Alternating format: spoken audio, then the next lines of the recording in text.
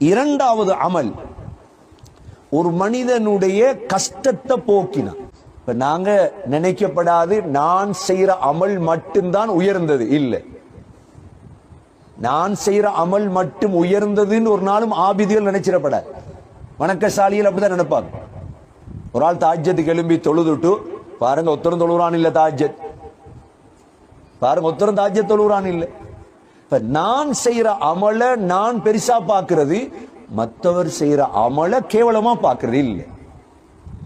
ஒரு மனிதனுடைய கஷ்டம், வீடு கஷ்டம் இருக்குது, தொழில் கஷ்டம் இருக்குது, இந்த கஷ்டத்தை போக்கினா ஸல்லல்லாஹு அலைஹி வஸல்லம் சொன்னாங்க, மன் சத்த ஃபுர்ஜதன் ரஃபஅஹு அல்லாஹு பிஹா தரஜதன் வ பனா லஹு பைத்தன் ஃபில் ஜன்னah.